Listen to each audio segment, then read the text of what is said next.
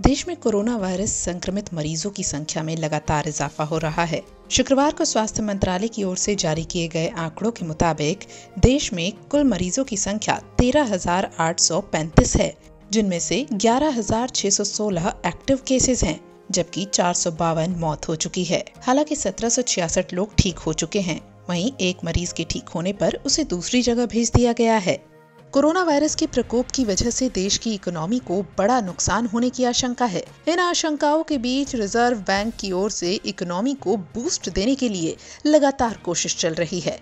यही वजह है कि लॉकडाउन में दूसरी बार आरबीआई गवर्नर शक्तिकांत दास ने शुक्रवार को वीडियो कॉन्फ्रेंसिंग के जरिए कई और बड़े ऐलान किए। चलिए आपको इन ऐलानों के बारे में बताते हैं और थोड़ा समझाते भी हैं।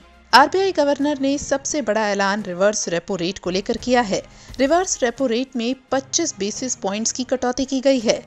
अब रिवर्स रेपो रेट 4% से घटकर 3.75% हो गया है। Now, in order to encourage the banks to deploy these surplus funds in investments and loans in productive sectors of the economy, it has been decided to reduce the fixed rate reverse repo rate under the liquidity adjustment facility by 25 basis points from 4% to 3.75% with immediate effect.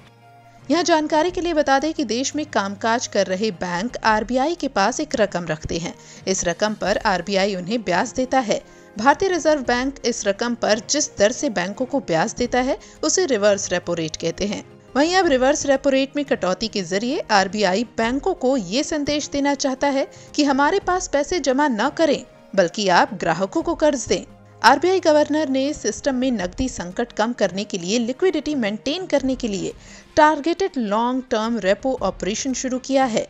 TLTRO 2.0 के तहत RBI ने MFIs और NBFCs को 50,000 करोड़ रुपए की मदद का ऐलान किया है। ये संस्थान वैसे वर्ग को कर्ज मुहैया कराते हैं जिनकी पहुंच आमतौर पर बैंकों तक नहीं हो पाती। दरअसल इसके जरिए आरबीआई लॉन्ग टर्म में भी बाजार में लिक्विडिटी कम नहीं होने देने का भरोसा देना चाहता है।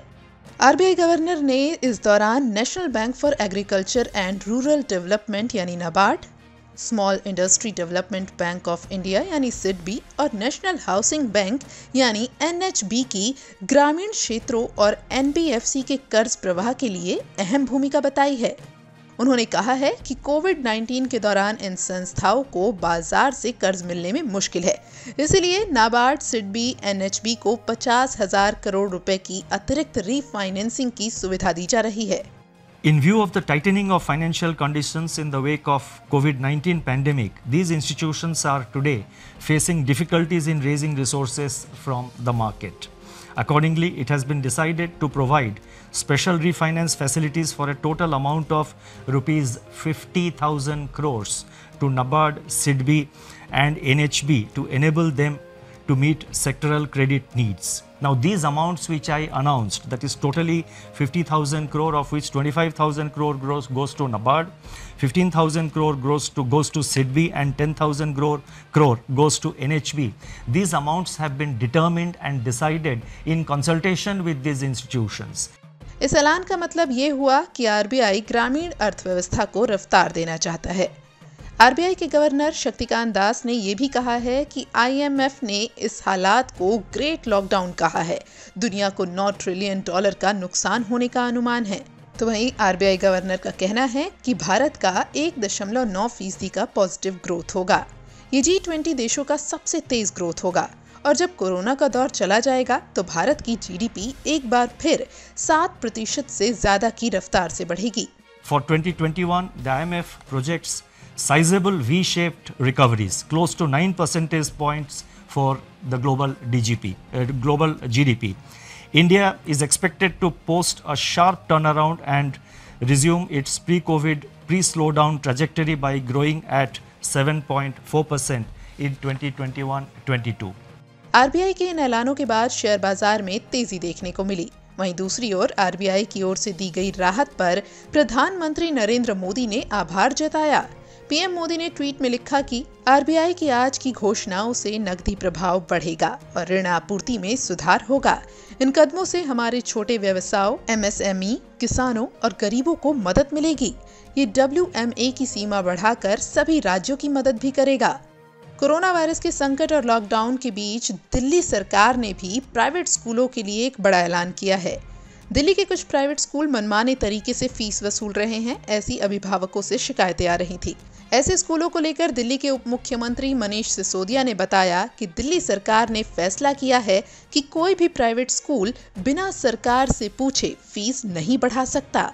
माननीय मुख्यमंत्री जी के आदेश पर यह निर्णय लिया गया है कि किसी भी प्राइवेट स्कूल को, वो चाहे सरकारी ज़मीन पर चल रहा हो या गैर सरकारी ज़मीन पर, प्राइवेट ज़मीन पर चल रहा हो, उसको फीस बढ़ाने की इजाज़त नहीं दी जाएगी। सरकार से पूछे बिना कोई भी प्राइवेट स्कूल फीस नहीं बढ़ा सकता, वो चाहे प्राइवेट स्कूल प्राइवेट ज़मीन पर चल रहा हो या गवर्नमेंट ज़मीन पर चल रहा हो। दूसरा, कोई भी स्कूल 3 महीने की फीस डिमांड नहीं करेगा, केवल ट्यूशन फीस डिमांड करेगा, वो भी महीनावार लेंगे। कोई स्कूल पेरेंट्स को 3 महीने की फीस नहीं चार्ज करेगा। इसके साथ जो ऑनलाइन एजुकेशन दी जा रही है बच्चों को स्कूल्स की तरफ से, प्राइवेट स्कूल्स की तरफ से, सभी बच्चों को देनी होगी। अगर कोई पेरेंट फीस नहीं दे पा रहा है तो उनके बच्चों का नाम ऑनलाइन टीचिंग से नहीं हटाया जाएगा, उनको ऑनलाइन फैसिलिटीज नहीं काटी जाएंगी, ये आदेश दिए हैं।